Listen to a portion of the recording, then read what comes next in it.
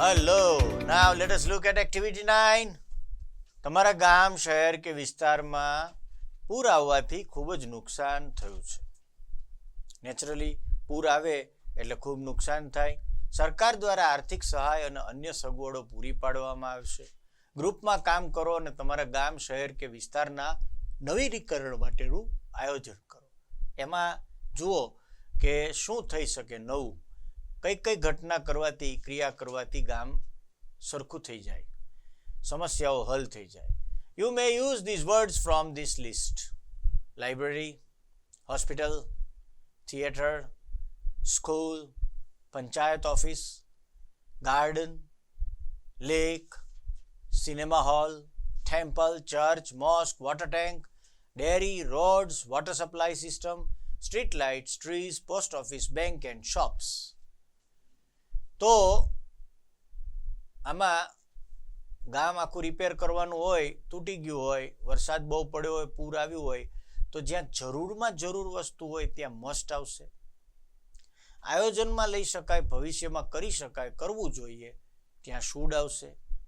તો હું બોલું છું, દાખલા તરીકે we should make library, we must build a hospital, we should have a theatre હોવું જોઈએ, we must have one school બનાવવી જ જોઈએ, we must have panchayat office હોવી જ જોઈએ, we should have a garden બનાવવો જોઈએ, we should have a lake તળાવ હોવું જોઈએ, we should have or we may have a cinema hall, કદાચ સિનેમા હોલ બનાવી શકાય, we should have temple, church, mosque etcetera. ધાર્મિક સ્થળો પણ બનાવવા જોઈએ, પણ સૌથી પહેલી પ્રાથમિક જરૂરિયાત જોવી જોઈએ.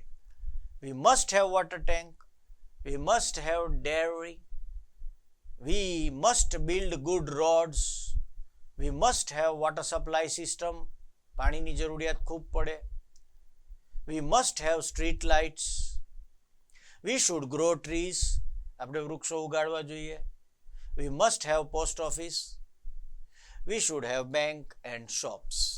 So આ બધી પ્રાથમિક જરૂરિયાતો બનાવવાની છે. There will be a library near the school. સ્કૂલની બાજુમાં લાઇબ્રેરી હશે. We can build a panchayat office in the center of the village. Panchayat office આપણે વિલેજની સેન્ટરમાં બાંધી શકીએ, મુખ્ય ગામના ચોરામાં મેઇન જગ્યા જ્યાં હોય ત્યાં, જ્યાંથી બધું જ નજીક પડે. We will like to have cinema hall in our village. આપણે એમાં વિલેજમાં સિનેમા હોલ બનાવશું. There will be a garden behind the lake.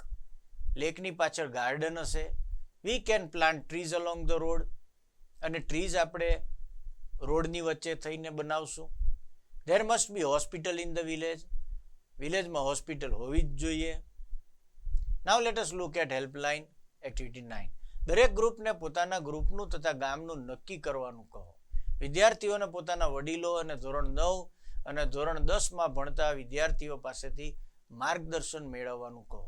કોઈ એન્જિનિયર અથવા નિષ્ણાત વ્યક્તિને મળવા વિદ્યાર્થીઓને જણાવો. તો આ પણ આપણે વિચારી શકાય. આવી બધી પ્રવૃત્તિ આપણે કરતી રહેવી જોઈએ. મિત્રો, આ યુનિટના અંતે આપણે can, could, would, may, might, must આટલું શીખ્યા અને આપણે આ પ્રવૃત્તિ દ્વારા બધાના વાક્યો બનાવતા પણ શીખ્યા. All the best, keep it up.